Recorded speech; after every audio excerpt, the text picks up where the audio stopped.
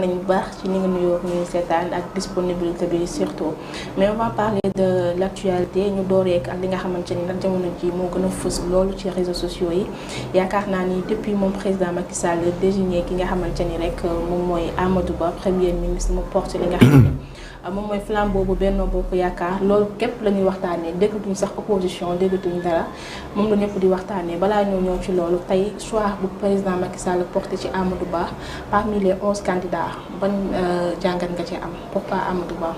xam nga le choix d'une personne. bu dee gouvernement management la c'est le management. léegi management bi ki koy yore déjà day savoir faire des ruptures. Macky Sall il sait faire la rupture de tout ce qui n'est pas bon. Macky Sall da koy évacuer quelles que soient les conséquences boo gisee sax moo bëri problème ak ay ñu nekk ndooloon loolu la parce que dans le système ak les objectifs yi mu war a atteindre da nga ci am ñoo xam ne dañ ko daan def noonu léegi nag bu leen ko empêcher ñu fippu parce que seen intérêt lañ doon sauvegarder moo indiwoon sax waaw ñoo xam ne dañ daan defee njuuj njaaj mu dindi leen ñu ko daan rente mais Amadou Ba rek wane na ne l'objectivité du président Macky Sall son honnêteté sa sincérité et son objectivité parce que Amadou Ba bu ko Macky Sall choisir rek nga xam ne Amadou Ba dafa am lu ci Macky Sall gis lu mu yaakaar soo yoree nag ay nit ñu ngeen àndal day am qualité yu bari yooyu seet ci ñoom ñëpp dañu am ay qualités intellectuelles des qualités professionnelles comme ñoom ay Diallo et tout le monde mais ñoom ñëpp dañuy xool koo xam ne dañuy am ñoom consensus waa APR yi pour nit ñi am consensus ci moom parce que peut-être day tëdd njaaxanaay pour que mu mën leen a fédérer loolu dafa am importance le management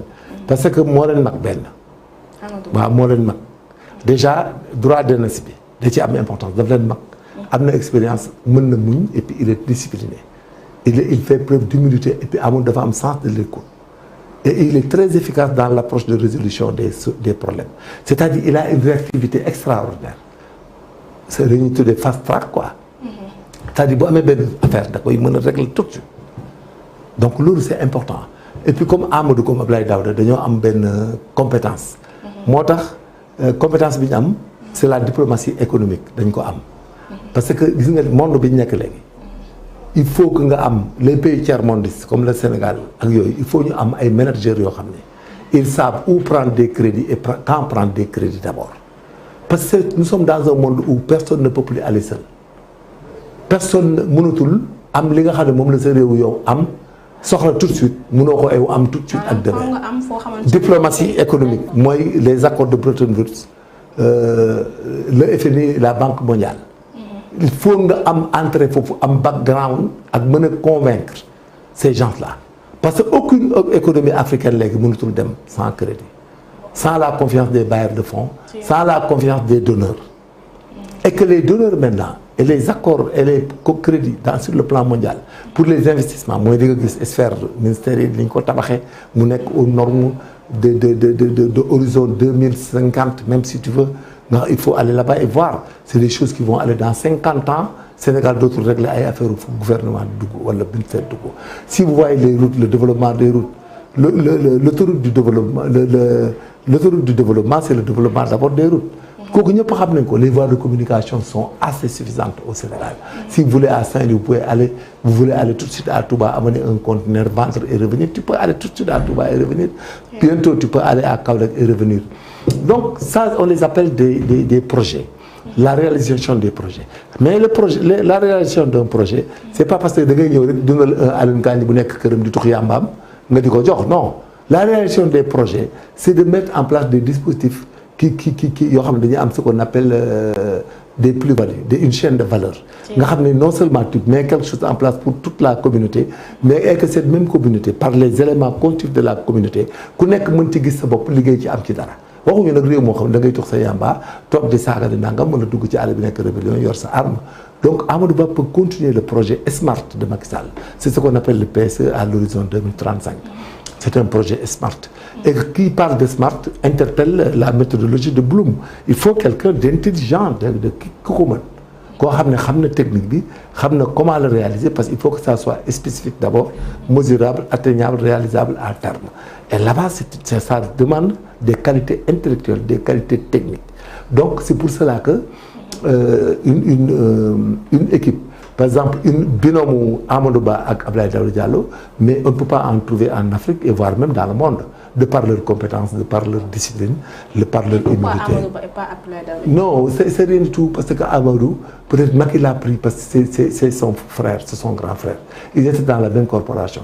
Il sait que la cohésion est meilleure que tout. Et Abdoulaye l'a confirmé. Abdoulaye Daouda Diallo l'a confirmé.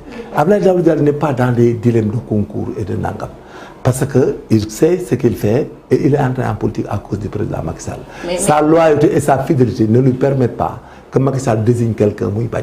Et puis Abdoulaye non bañoon bi non booba bañ gi non booba li tax mu bañoon il mesurait l'enjeu rek, il mesurait l'enjeu, mais après on lui a parlé que bi ñu ko présenté, c'est lui-même qui a constaté qu'il y avait cet danger.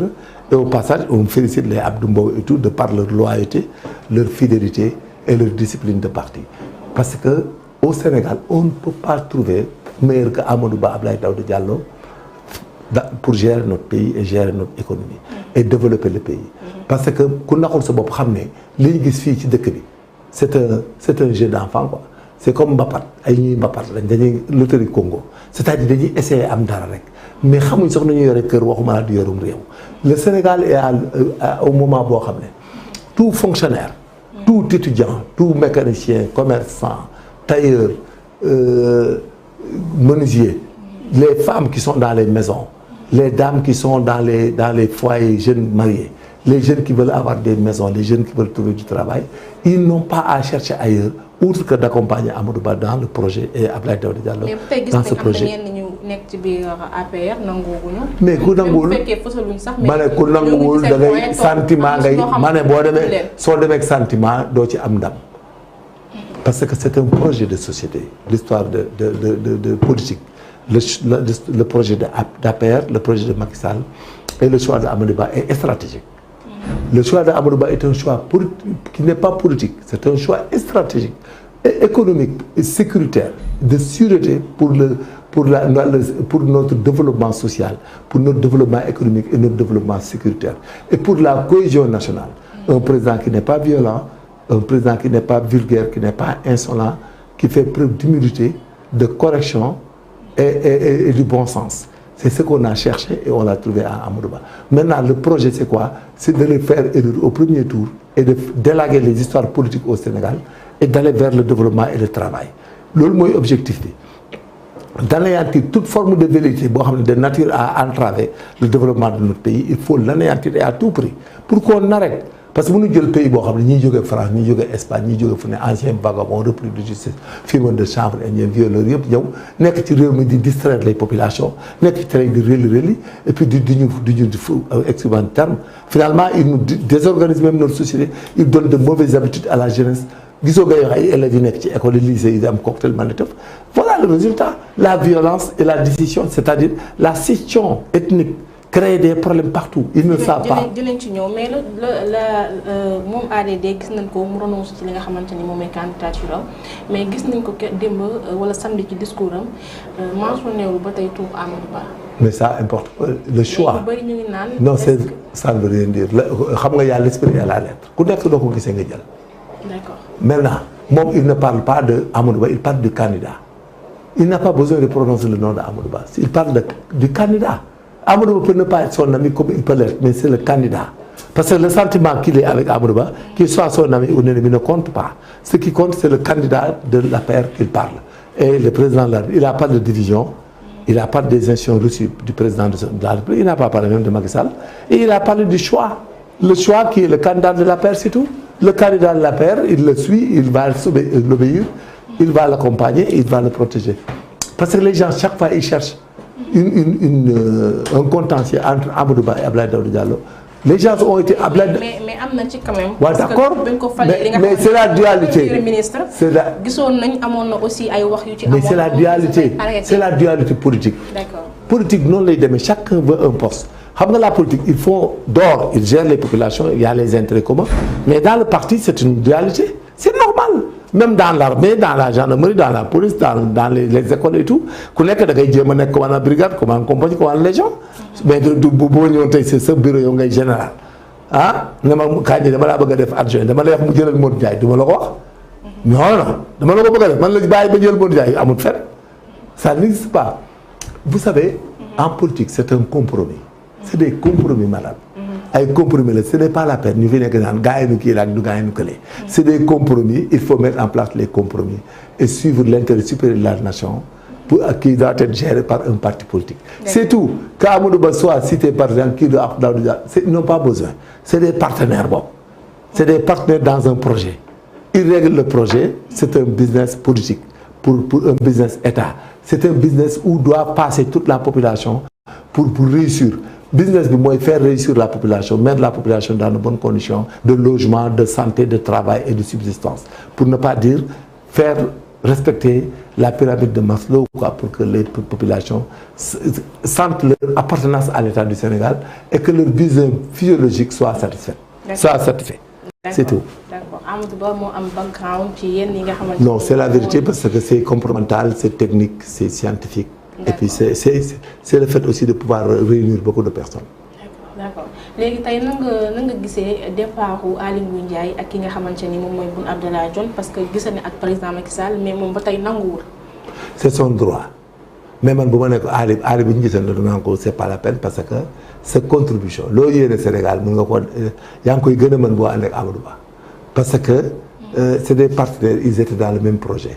li nga doon wax léegi ne Amadou Ba bu demee lu muy wax donc ñooñu ngay wax ne ñoom bu ñu demee lu ñuy wax parce que Amadou Ba dafa continuer programme bu muy améliorer.